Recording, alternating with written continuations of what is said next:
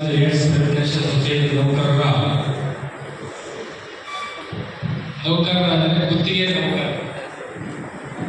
ಗುತ್ತಿಗೆ ನೌಕರರ ಸಮಾವೇಶದಲ್ಲಿ ವಿಶೇಷವಾಗಿ ಈ ರಾಜ್ಯದ ಆರೋಗ್ಯ ಸಚಿವರು ಸರಳ ಸಜ್ಜನಿಕೆಯ ನೇರ ಮಾತುಗಳಿಂದ ಅವರ ತಂದೆಯಂತೆ ಈ ಸಮಾಜಕ್ಕೆ ಒಂದು ಮಾದರಿಯಾಗಿರ್ತಕ್ಕಂಥ ಬದುಕನ್ನು ನಡೆಸ್ತಾ ಇರ್ತಕ್ಕಂಥ ದಿನೇಶ್ ಗುಂಡೂರಾವ್ ಅವರು ಈ ಕಾರ್ಯಕ್ರಮವನ್ನು ಉದ್ಘಾಟನೆ ಮಾಡಿದ್ದಾರೆ. ಅವರಿಗೆ ಜೋರಾದ ಚಪ್ಪಾಳೆ. ಹಾಗೆ ಈ ಒಂದು ವೇದಿಕೆಯಲ್ಲಿ ನಮ್ಮ ಈ ಸಂಘದ ಅಧ್ಯಕ್ಷರು, ಹಾಗೆ ಪ್ರಾಜೆಕ್ಟ್ ಡೈರೆಕ್ಟರು, ಹಾಗೆ ಇಲಾಖೆ ಅಧಿಕಾರಿಗಳು ವೇದಿಕೆ ಮುಂಭಾಗದಲ್ಲಿ ತಾವೆಲ್ಲರೂ ಈ ಕಾರ್ಯಕ್ರಮವನ್ನು ಆಯೋಜನೆ ಮಾಡಿ ಇವತ್ತು ವಿಶೇಷವಾಗಿ ಈ ಒಂದು ಗುತ್ತಿಗೆ ನೌಕರರ ಬದುಕು ಮತ್ತು ಭಾವನೆ ಅಂತಕ್ಕಂಥ ಪುಸ್ತಕವನ್ನು ಸಹ ಬಿಡುಗಡೆ ಮಾಡಿಸಿದರೆ ದೀಪದ ಕೆಳಗೆ ಕರ್ತವ್ಯ ಅಂತೇಳಿ ಇವೆಲ್ಲವನ್ನ ನಾವು ಗಮನಿಸಿದಾಗ ಈ ಒಂದು ಸಮಾವೇಶದಲ್ಲಿ ವಿಶೇಷವಾಗಿ ದಿನೇಶ್ ಗುಂಡೂರಾವ್ ಅವರು ಈ ನೌಕರರ ಸಮಸ್ಯೆಗಳ ಬಗ್ಗೆ ಆಲಿಸಿ ಇದಕ್ಕೆ ಒಂದು ಉತ್ತರವನ್ನು ಕೊಟ್ಟು ಸರ್ಕಾರದಲ್ಲಿ ನಿಮಗೆಲ್ಲ ಏನು ಆಗಬೇಕಾಗಿದೆ ಅದೆಲ್ಲವನ್ನು ಮಾಡಬೇಕು ಅಂತ ನಿಶ್ಚಯಿಸಿಕೊಂಡೇ ಬಂದಿದ್ದಾರೆ ಅಂತಕ್ಕಂಥ ಕಾರ್ಯಕ್ರಮವನ್ನು ಆಯೋಜನೆ ಮಾಡಿರ್ತಕ್ಕಂಥ ತಮ್ಮೆಲ್ಲರಿಗೂ ನಾನು ಜೈವಿ ವಂದನೆಗಳನ್ನು ಸಲ್ಲಿಸಿ, ನನಗೆ ಪ್ರಜಾಪ್ರಭುತ್ವದ ಮೇಲೆ ಬಹಳ ವಿಶ್ವಾಸ.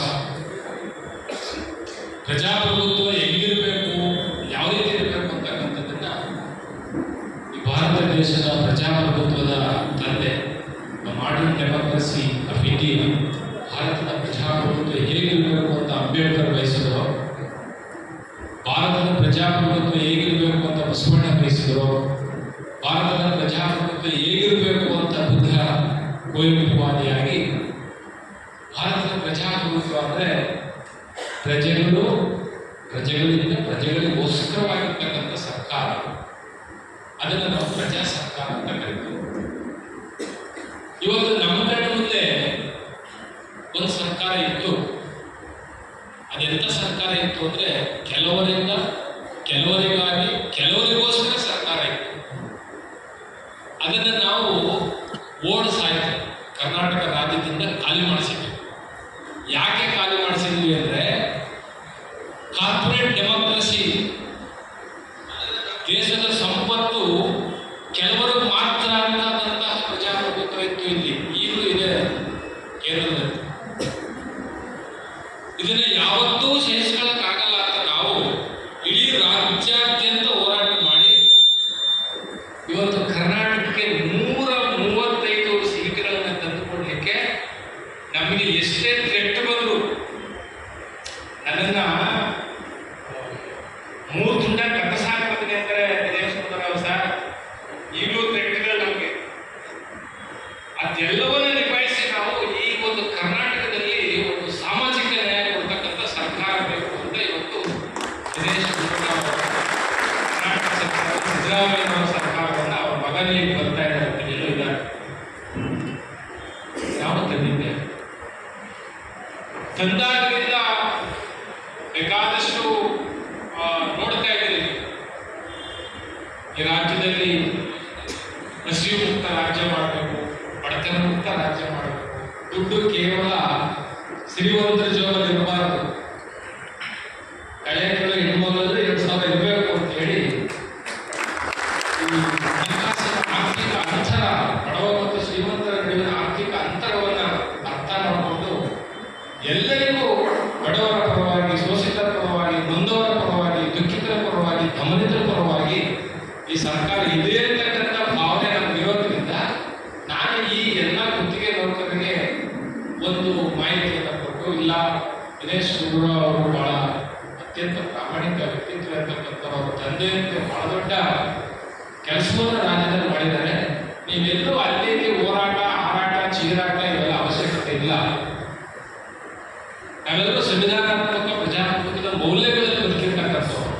ಅಂತಹ ಆರೋಗ್ಯ ಸಚಿವರು ಇರುವಾಗ ನಾವು ಅವರ ಎಲ್ಲ ವಿಚಾರಗಳನ್ನ ಮುಂದೆ ಇಟ್ಟು ನಮ್ಮ ಸಮಸ್ಯೆಗಳನ್ನ ಪರಿಹಾರ ಮಾಡಿಕೊಳ್ಳೋಣ ಅಂತಕ್ಕಂಥ ವಿಷಯದಲ್ಲಿ ಇವತ್ತಿನ ಸಮಾವೇಶವನ್ನು ಮಾಡ್ತಾ ಇದ್ದೀರಿ. ನನಗನ್ಸೋದು ನೊಂದ ನೋಯದವ ಎಂತ ಬಲ್ಲವರು,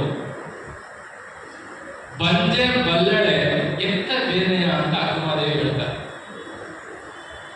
ಪಂಚೆಗೆ ಎತ್ತರಿಂದ ಉಂಟಾಗಬೇಕು. ಹಾಗೆ 24 ಗಂಟೆಯಲ್ಲಿ ಸಮಾಜಕ್ಕೋಸ್ಕರವಾಗಿ, ಸ್ವಚ್ಛ ಸಮಾಜಕ್ಕೋಸ್ಕರವಾಗಿ ನಿಮ್ಮ ಜೀವವನ್ನು ಲೆಕ್ಕಿಸದೆ, ನಿಮ್ಮ ಸಂಸಾರವನ್ನು, ನಿಮ್ಮ ಕುಟುಂಬವನ್ನು ಲೆಕ್ಕಿಸದೆ ಸೇವೆ ಮಾಡಿರ್ತಕ್ಕಂಥ ನೀವೇ ಧನ್ಯರು ಅಂತಕ್ಕಂಥ ಭಾವನೆ. ಬಹಳ ಪ್ರಾಮಾಣಿಕವಾಗಿ ಹೇಳ್ತೇನೆ, ನಿಮ್ಮ ಸೇವೆ ಅತ್ಯಂತ ಅಮೂಲ್ಯವಾಗಿದೆ. ನಿಮ್ಮ ಸೇವೆಯನ್ನ ಸರ್ಕಾರ, ಕರ್ನಾಟಕ ಸರ್ಕಾರ ಏನಾಗಿದೆ ಅಂದ್ರೆ, ನೀವು ರಾಜ್ಯ ಸರ್ಕಾರದ ನೌಕರರು ಇಲ್ಲ, ಕೇಂದ್ರ ಸರ್ಕಾರದ ನೌಕರರು. ಕೇಂದ್ರ ಸರ್ಕಾರನೂ ಇಲ್ಲ, ರಾಜ್ಯ ಸರ್ಕಾರನೂ ಇಲ್ಲ, ನಿಮ್ಮನ್ನು ಅತಂತ್ರ ಸ್ಥಿತಿ ಮಾಡಿ ನಿಲ್ಲಿಸಿಬಿಟ್ಟಿದ್ದಾರೆ. ನೀವು ಹೇಳ್ಕೊಳ್ಳಿಕ್ಕೆ ನಿಮಗೆ ನಾವು ರಾಜ್ಯ ಸರ್ಕಾರಿ ನೌಕರರು ಅಂತ ಹೇಳೋದಕ್ಕೂ ಆಗಲ್ಲ. ಆಯ್ತಪ್ಪ, ಇದು ಸೆಂಟ್ರಲ್ ಗೌರ್ಮೆಂಟ್ ಸ್ಕೀಮು, ಆಯ್ತು ನಾವು ಕೇಂದ್ರ ಸರ್ಕಾರವರು ಅಂತ ಹೇಳ್ಕೊಳ್ಳಿಕ್ಕೆ ನಿಮಗೆ ಪರಿಸ್ಥಿತಿ ಇಲ್ಲ. ಈ ಪರಿಸ್ಥಿತಿಯಲ್ಲಿ ಈ ಒಂದು ಅಡ್ಡಕತ್ತಲೆಯಲ್ಲಿ ಸಿಕ್ಕಾಕೊಂಡು ಮಲಗಿ 36 ಜನ ಪಾಪ ಪಕ್ಕದಲ್ಲಿ ಫ್ಲೆಕ್ಸ್ ನೋಡ್ತಾ ಇದ್ರೆ 25 ವರ್ಷ, 30 ವರ್ಷ, 35 ವರ್ಷದವ್ರು ಸತ್ತೋಗ್ತೀವಿ. ಅವ್ರಿಗೋಸ್ಕರ ಏನು ಸತ್ತಿಲ್ಲ, ಅವ್ರಿಗೋಸ್ಕರ ಸತ್ತಿಲ್ಲ. ಅವರು ಇಲ್ಲಿ ಕುಳಿತಿರ್ತಕ್ಕಂಥ 60-70% ಜನರಿಗೆ ನಾನು ನಿಮ್ಮ ಮುಖಗಳು ಅಬ್ಸರ್ವ್ ಮಾಡ್ತಾ ಇದ್ದೀನಿ, ನೀವ್ಯಾರೂ ಸಂತೋಷವಾಗಿಲ್ಲ, ನೀವ್ಯಾರೂ ಸಂತೋಷವಾಗಿಲ್ಲ. 40-50% ಈಗಾಗಲೇ ನಿಮಗೆ ಟಿಬಿ ಅಟ್ಯಾಕ್ ಆಗ್ತಕ್ಕಂಥ ಸ್ಥಿತಿಗೆ ಬಂದ್ಬಿಟ್ಟಿರ್ತಕ್ಕಂಥದ್ದನ್ನು ನೋಡ್ತಾ ಇದ್ದೀವಿ. ಇದನ್ನ ರಾಜ್ಯ ಸರ್ಕಾರ ಮತ್ತು ನಮ್ಮ ಆರೋಗ್ಯ ಸಚಿವರು ಗಂಭೀರವಾಗಿ ಪರಿಗಣಿಸಬೇಕು. ಯಾಕೆಂದ್ರೆ ರಾಜಕಾರಣಿ ಆದವರಿಗೆ ಎರಡಿರಬೇಕು. ನಾನು ಯಾವಾಗಲೂ ಹೇಳ್ತಾ ಇದ್ದೇನೆ, ಒಬ್ಬ ರಾಜಕಾರಣಿಗೆ ಒಂದು ಕಾಮನ್ ಸೆನ್ಸು, ಇನ್ನೊಂದು ಹ್ಯೂಮನ್ ಸೆನ್ಸ್. ಕಾಮನ್ ಸೆನ್ಸ್ ಮತ್ತು ಹ್ಯೂಮನ್ ಸೆನ್ಸ್ ಇವೆರಡು ಇದ್ರೆ ಅದು ಬದ್ಧತೆಯ ರಾಜಕಾರಣ. ಅವೆರಡೂ ನಮ್ಮ ದಿನೇಶ್ ಗುಂಡೂರಾವ್ ಅವರಲ್ಲಿ ಇದೆ. ಅವರಷ್ಟು ಪ್ರಾಮಾಣಿಕವಾಗಿ ಆಗೋದಿಲ್ಲ, ಏನಾಗುತ್ತೋ ಅದನ್ನು ಹೇಳ್ತಾರೆ. ಆ ನಿಟ್ಟಿನಲ್ಲಿ ಅವರು ಅವರ ಕಾರ್ಯಕ್ಷಮತೆ ನಾನು ಗಮನಿಸಿದ್ದೇನೆ. ಇಡೀ ಈ ಒಂದು ಏಡ್ಸ್ ಪ್ರಿವೆಂಟೇಷನ್ ಏನು ನೀವು ಕೆಲಸ ಮಾಡ್ತಾ ಇದ್ದೀರಿ, ನಿಮ್ಮ ಜೀವ ಒತ್ತಾಯ ಕೆಲಸ ಮಾಡ್ತಾ ಇದ್ದೀರಿ, ನಿಮ್ಮನ್ನು ಖಂಡಿತವಾಗಲೂ ಅವರು ಕ್ಯಾಬಿನೆಟ್ಗೆ ವಿಷಯವನ್ನು ತಂದು ಮುಖ್ಯಮಂತ್ರಿಗಳಿಗೂ ನಾನು ಮಾತಾಡಿದ್ದೆ. 3 ಸಾರಿ ಮುಖ್ಯಮಂತ್ರಿಗಳ ಜೊತೆ ಚರ್ಚೆ ಮಾಡಿದ್ದೆ ವಿಷಯಗಳು. ಕ್ಯಾಬಿನೆಟ್ನಲ್ಲಿ ಈ ಏಡ್ಸ್ ಪ್ರಿವೆಂಟೇಷನ್ ಕೋರ್ಸ್ನ ಗುತ್ತಿಗೆ ನೌಕರರನ್ನ ಸರ್ಕಾರಿ ನೌಕರರು ಅಂತ ಕ್ಯಾಬಿನೆಟ್ ಡಿಸಿಷನ್ ಮಾಡೋದೇ ದೊಡ್ಡದೇನಲ್ಲ. ದಯಮಾಡಿ ನೀವು ಕ್ಯಾಬಿನೆಟ್ ಸರ್ಕಾರಿ ನೌಕರರು ಅಂತ ಪರಿಗಣಿಸಿ. ನಂತರ ಸತ್ತಂತವ್ರಿಗೆ ಕುವೆಂಪು ಅವರು ಬಹಳ ಚೆನ್ನಾಗಿ ಹೇಳ್ತಾರೆ, ಸತ್ತಂತವರನ್ನು ಬಿಡಿದೆಚ್ಚರಿಸು, ಸತ್ತಂತವರನ್ನು ಬಿಡಿದೆಚ್ಚರಿಸು, ಕಚ್ಚಾಡುವವರನ್ನು ಕೂಡಿಸಿ ಬೆಳೆಸುತ್ತಾರೆ. ಈಗ ಸತ್ತೋಗಿರ್ತಕ್ಕಂಥವ್ರನ್ನ ಬಿಡದೆ ಎಚ್ಚರ ಮಾಡಕ್ ಆಗೋದಿಲ್ಲ, ಯಾಕೆಂದ್ರೆ ಅವರು ಸತ್ತೋಗ್ಬಿಟ್ಟಿದ್ದಾರೆ 36 ಜನ. ಈಗ ಸಾಯ್ತಾ ಇರ್ತಕ್ಕಂಥವ್ರು ಈಗೇನಿದ್ರಿ, ನಿಮ್ಮನ್ನು ಬಿಡದೆ ಎಚ್ಚರಿಸತಕ್ಕಂಥ ಕೆಲಸವನ್ನ ದಿನೇಶ್ ಗುಂಡೂರಾವ್ ಸತ್ತಂತಿರನ್ನು ಬಿಡಿದೆಚ್ಚರಿಸು. ಸತ್ತೋಗ್ತಕ್ಕಂಥ ಸ್ಥಿತಿಗೆ ಬಂದಿದ್ದೀವಿ. ಸಾಯುವ ಸಂದರ್ಭದಲ್ಲಾದರೂ ಒಂದು ಅಟ್ಲೀಸ್ಟ್ ಅವ್ರಿಗೊಂದು 5 ಲಕ್ಷ 10 ಲಕ್ಷ ನಾವು ಸಿಗ್ತಕ್ಕಂಥ ಕೆಲಸ ಆಗಲಿಲ್ಲ ಅಂದರೆ ಯಾರೇ ಕೆಲಸ ಮಾಡೋದು ಎಷ್ಟೊತ್ತಿರೋ ಅಂತ. ಯಾರು ನಮ್ಮ ಉತ್ತರ ಕರ್ನಾಟಕದಲ್ಲಿ ಗೌಡಿ ಕೆಲಸ ಅದೇ ಮೇಲಪ್ಪ ಇದಕ್ಕಿಂತ.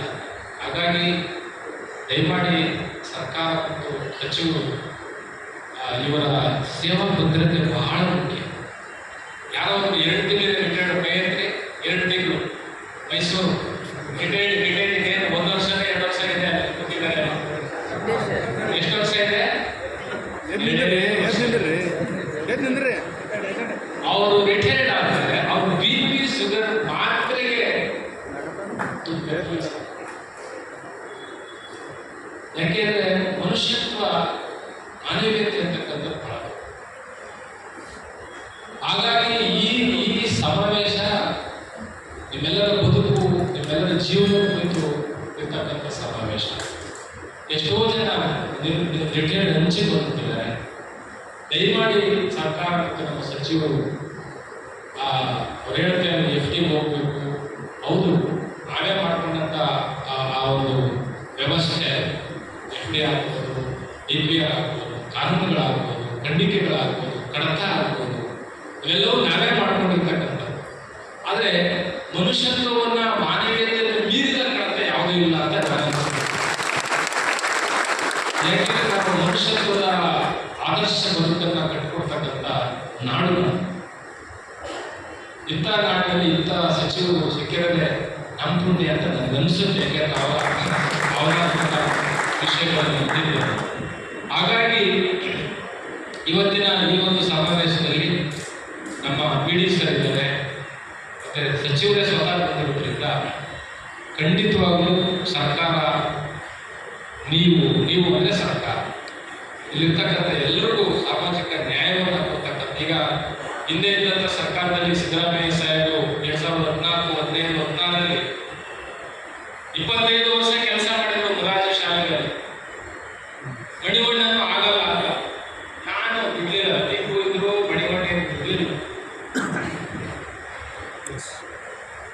ಅಲ್ಲೇ ಕೂತ್ಕೊಂಡು ಕಡತ ತರಿಸಿ 450 ಜನವನ್ನ ಕಾಯಂಗೊಳಿಸಿ,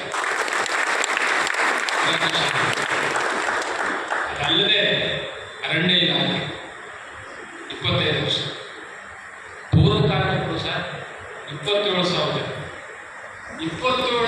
ಪೌರ ಕಾರ್ಮಿಕರಿಗೆ 17,000 ಜನರನ್ನ ಕಾಯ ಮಾಡಿದ್ದು ಸಿದ್ದರಾಮಯ್ಯನವರ 15 ಬಿಡಪ್ಪ. 7,000 ಇದ್ದು 17,000, 17,000 ಇದ್ದು 27,000 ಮಾಡಿದ್ದು. ಹಾಗಾಗಿ ಪೌರ ಕಾರ್ಮಿಕರು ಬೀದಿಯನ್ನ ಕ್ಲೀನ್ ಮಾಡಿ ಸ್ವಚ್ಛ ಮಾಡಿ ಹೊರಟಾರೆ. ಬಿಸಿನೀರು ಹಾಕಿ ಗ್ಲೌಸ್ ಕೊಟ್ಟು ಬಿಸಿನೀರು ಹಾಕಿ ಬಿಸಿ ಊಟ ಕೊಟ್ಬಿಡ್ತಾರೆ. ಆದರೆ HIV ಪೀಡಿತರ ಜೊತೆಯಲ್ಲಿ ಮಧ್ಯರಾತ್ರಿ 8 ಗಂಟೆ 10 ಗಂಟೆ ನಿಲುವರಿ ಆದ ತಕ್ಷಣ ಹೋಗಿ ಅವರನ್ನ ಕೌನ್ಸಿಲಿಂಗ್ ಮಾಡೋದಿದೆಯಲ್ಲ, ಅದು ಬಹಳ ದೊಡ್ಡ ಕಾಯಕದ ಕೆಲಸ. ಅಂತ ಕಾಯಕದ ಕೆಲಸವನ್ನು ನಿಭಾಯಿಸತಕ್ಕಂಥ ಈ ನೌಕರ ವರ್ಗದವರು ಯಾವುದೇ ಕಾರಣಕ್ಕೂ ಪ್ರೋತ್ಸಾಹ ಬೇಡ ಅಂತಕ್ಕಂಥ ಮಾತುಗಳನ್ನ ಈ ಸಂದರ್ಭದಲ್ಲಿ ಕೇಳುತ್ತಾ, ಬಸವಣ್ಣನವರು ಮತ್ತು ಶರಣರು ಮತ್ತು ಸಂತರು ಈ ನಾಡಿನಲ್ಲಿ ಬಡವರ ಪರವಾಗಿಯೇ ನಮ್ಮ ಕಿರೀಟವನ್ನು ಎತ್ತಿಟ್ಟಿದ್ರು. ಅಂಬೇಡ್ಕರು ಸಹ ಹೆಣ್ಣುಮಕ್ಕಳಿಗೆ right to property, right to education ಹೆಣ್ಣುಮಕ್ಕಳಿಗೆ ಇಲ್ಲ ಅನ್ನೋದಾದ್ರೆ ಈ ಮಂತ್ರಿ ಪದವಿಯೇ ಇರೋದಿಲ್ಲ ಅಂತ 10 ನಿಮಿಷಕ್ಕೆ ರಾಜೀನಾಮೆ ಬರೆದು ಬಿಸಾಕಿದಂಥವ್ರು ಡಾಕ್ಟರ್ ಬಾಬಾ ಸಾಹೇಬ್ ಅಂಬೇಡ್ಕರ್. ಮಹಿಳೆಯರಿಗೆ ನೀವು ಆಸ್ತಿಯನ್ನು ಕೊಡಲ್ಲ, ಮಹಿಳೆಯರಿಗೆ ನೀವು ವಿದ್ಯೆಯನ್ನು ಕೊಡಲ್ಲ ಅಂತ ಈ ಸಂಪುಟದ ನಾಯಕ ಇರಬೇಕು ಅಂತ ಅಂಬೇಡ್ಕರ್. ಹಾಗಾಗಿ ಅವರೆಲ್ಲರೂ ಇಡೀ ವಿಶ್ವದ ನಾಯಕರು ಯಾಕಾದ್ರು ಅಂದ್ರೆ ಮನುಷ್ಯತ್ವದ ಸಮಾನತೆ ಪರವಾಗಿದ್ದಾರೆ. ಆ ನಿಟ್ಟಿನಲ್ಲಿ ಈ ಒಂದು ಕಾರ್ಯಕ್ರಮದಲ್ಲಿ ತಾವೆಲ್ಲರೂ ಭಾಗಿಯಾಗಿದ್ದರಿಂದ ಯಾರು ನೆಗೆಟಿವ್ ಆಕ್ಷನ್ ಬೇಡ, ಪಾಸಿಟಿವ್ ಆಕ್ಷನ್ ಇತ್ತು. ನಮ್ಮ ರಿಸಲ್ಟು ಪಾಸಿಟಿವ್ ಆಗಿ, ನಮ್ಮ ಬದುಕು ಪಾಸಿಟಿವ್ ಆಗಿ, ಆ ನಿಟ್ಟಿನಲ್ಲಿ ನಮ್ಮ ಸರ್ಕಾರದ ಸಚಿವರು ಈಗಾಗಲೇ ಚರ್ಚೆ ಮಾಡಿದ್ದಾರೆ, ಈಗಾಗಲೇ ಡಿಸ್ಕಸ್ ಆಗಿದೆ. ಈ ವಿಷಯವನ್ನು ಈಗಾಗಲೇ ಅವರು ಏನೇನು ಮಾಡಬಹುದು, ಯಾವ ರೀತಿ ಮಾಡಬಹುದು ಅಂತಕ್ಕಂಥದ್ದನ್ನು ನಮ್ಮ ಪಕ್ಕದಲ್ಲಿ ತೀರ್ಮಾನ ಮಾಡ್ತಾ ಇದ್ರು, ಚರ್ಚೆ ಮಾಡ್ತಾ ಇದ್ರು. ಆ ಥರದ ನಿರ್ಧಾರವನ್ನು ಅವರು ತುಂಬ ಸ್ಪಷ್ಟವಾಗಿ ಬರ್ತಕ್ಕಂಥವ್ರು. ನೀವು ಯಾರೂ ಸಹ ಈ ಬಂದಿರ್ತಕ್ಕಂಥ ಬೀದರಿಂದ ಚಾಮರಾಜನಗರವರು ಏನು ಸೇವೆ ಮಾಡ್ತಕ್ಕಂಥವ್ರು ಬಂದಿದ್ದೀರಿ, ನಿಮ್ಮೆಲ್ಲರ ಬದುಕಿನ ಭದ್ರತೆ ಜವಾಬ್ದಾರಿ ದಿನೇಶ್ ಗುಂಡೂರಾವ್ ಅವರಿಗೆ ಇದೆ. ಸರ್ಕಾರದ ಮುಖ್ಯಮಂತ್ರಿಗಳು ಅವರಿಗೆ ಸ್ಪಂದಿಸ್ತಾರೆ. ಅವರು ಹೇಳೋದನ್ನ ಇಲ್ಲ ಅಂತ ಹೇಳೋದು ಸಿದ್ದರಾಮಯ್ಯ ಅವರು. ಆ ಥರದ ಒಂದು ಸಚಿವ ಸಂಪುಟ ಇದೆ. ತಾವೆಲ್ಲರೂ ಸಾಮಾಜಿಕ ಬದ್ಧತೆ ಇರೋದ್ರಿಂದ ಆರ್ಥಿಕವಾಗಿ ಕಠಿಣ ಪರಿಸ್ಥಿತಿ ಇದೆ ಸರ್ಕಾರಕ್ಕೆ, ನಮಗೆ ಗೊತ್ತು. ಆರ್ಥಿಕವಾಗಿ ಯಾಕೆ ಕಠಿಣ ಪರಿಸ್ಥಿತಿ ಇದೆ ಅಂತಕ್ಕಂಥದ್ದು ನಮಗೆಲ್ಲ ಅರ್ಥ ಆಗಿದೆ. ಏನೂ ಮಾಡೋಕ್ಕಾಗೋದಿಲ್ಲ. ನಾವು ಬಡವರ ಪರವಾಗಿದ್ದಾಗ, ಬಡವರ ಪರದ ಕಾನೂನುಗಳನ್ನ ತಂದಾಗ ನಾವು ಅದನ್ನೆಲ್ಲ ಸ್ವೀಕರಿಸಲೇಬೇಕು. ಯಾರು ಹೇಳ್ತಾರೆ ಬಿಟ್ಟಿ ಭಾಗ್ಯ, ಬಿಟ್ಟಿ ಭಾಗ್ಯ, ಬಿಟ್ಟಿ ಭಾಗ್ಯ, ಅನ್ನಭಾಗ್ಯ. ಒಂದು ಸಿನಿಮಾ ಬಂದಿದೆ ಅನ್ನ ಅಂತ, ಮೊನ್ನೆ ಸಿದ್ದರಾಮಯ್ಯ ಅವರು ನಾವು ಮಾದೇವರು ನೋಡಿದ್ವಿ. ಅನ್ನ ಅನ್ನೋ ಒಂದು ಪಿಕ್ಚರ್ ಇದೆ. ಆ ಅನ್ನ ಅನ್ನೋ ಫಿಲಮ್ ನೋಡಿ ಅನ್ನಭಾಗ್ಯ ಯಾಕೆ ಬಂದಿದ್ದಾರೆ ಅಂತ ಗೊತ್ತಾಗುತ್ತೆ. 2,000 ರೂಪಾಯಿ ಯಾಕೆ ತಂದಿದ್ದಾರೆ? ಅವೆಲ್ಲವೂ ಬಡವರ, ನೊಂದವರ, ದುಃಖಿತರ, ದಮನಿತರ ಪರವಾಗಿರ್ತಕ್ಕಂತಹ ಬಸ್ಸು ಹೆಣ್ಮಕ್ಳಿಗೆ ಹೆಂಗಸರುಗಳಿಗೆ ಆ ಬಸ್ಸಿನ ಎಲ್ಲರಿಗೂ ಉಚಿತ ಯಾಕೆ ಮಾಡೋದಂತ ಅರ್ಥ ಮಾಡ್ಕೋಬೇಕು. ಎಂತೆಂಥ ಸಂದರ್ಭದಲ್ಲಿ ಹೆಣ್ಮಕ್ಳ ಹತ್ರ ಬಸ್ಗೆ ಚಾರ್ಜ್ ಇದೆ, ಬಸ್ಗೆ ದುಡ್ಡಿದ್ರೆ ಬಹಳಷ್ಟು ಕಷ್ಟವನ್ನು ಅನುಭವಿಸಿದ್ದಾರೆ. ಇವೆಲ್ಲವೂ ಸಾಮಾಜಿಕ ನ್ಯಾಯಪರವಾಗಿರ್ತಕ್ಕಂಥದ್ದು. ಅದಕ್ಕೆ ಕೆಲವರು ಬಿಟ್ಟಿ ಭಾಗ್ಯಗಳೆಲ್ಲ ಇವು ಬದುಕಿನ ಗಟ್ಟಿ ಭಾಗ್ಯ ಅಂತ.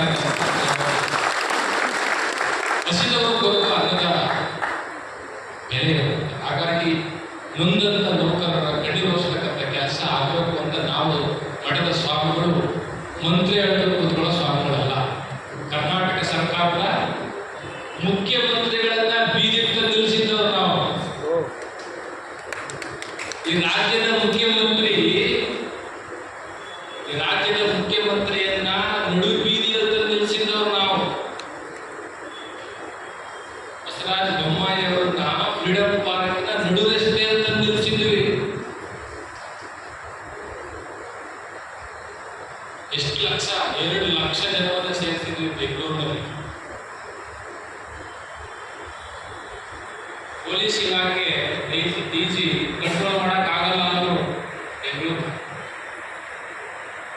ನಾವೇನು ಮಂತ್ರಿ ಹೇಳ್ಕೊಂಡು ಪಾದ ಪೂಜೆ ಮಾಡಿಸ್ಕೊಳ್ಳೋ ಸ್ವಾಮಿ